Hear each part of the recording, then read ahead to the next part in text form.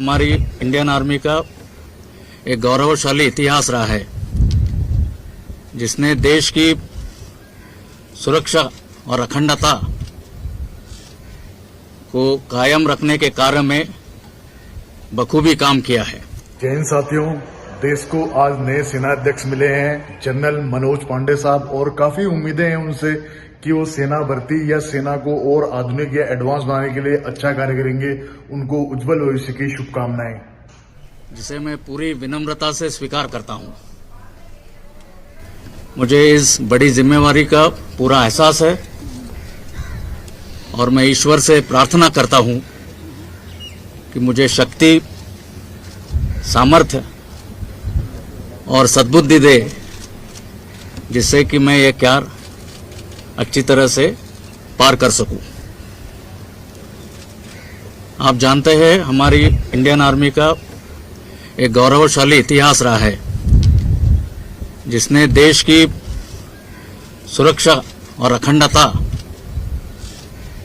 को कायम रखने के कार्य में बखूबी काम किया है।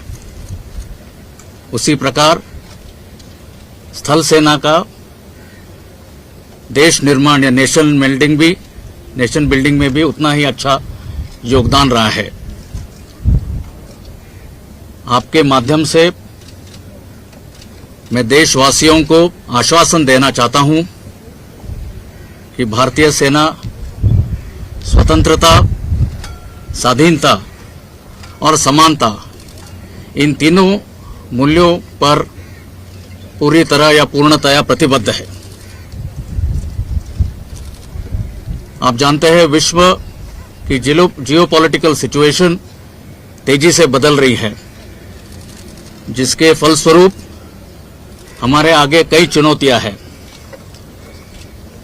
हर संभव चुनौती का सही मायने में सामना करना हमारी स्थल सेना का काम है। हमारी स्थल सेना बाकी सिस्टर सर्विसेज के साथ पूरे समन्वय, सहयोग और सामंजस्य से हम तीनों मिलकर इन चुनौतियों का और हर कॉन्फ्लिक्ट सिचुएशन के लिए तैयार रहेंगे। मेरी कोशिश रहेगी कि मेरे प्रीडिसेसर्स ने जो अच्छा काम किया है उसको मैं आगे बढ़ाऊं, और खास करके आधुनिकीकरण और आत्मनिर्भरता के क्षेत्र में अहम लक्ष्य प्राप्त करूं। जहां तक हमारे बहादुर ऑफिसर्स, जेसीओज और जवानों का सवाल है, मैं उनको विश्वास दिलाना चाहूंगा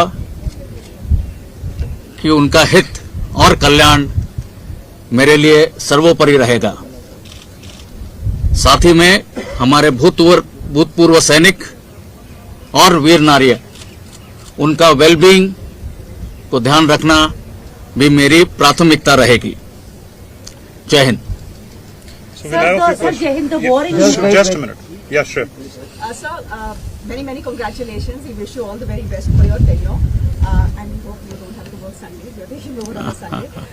But sir, I want to ask you, I think this is for the first time we are seeing the Air Chief and the Navy Chief coming to, sort of congratulate and support the Army Chief on the day that he's taking over. They're also your classmates from the HBA. Is this a sign of things to come? What does this signify? How do you feel? That's a very good observation. As you are aware, and like you mentioned, all three of us have trained together during our formative years.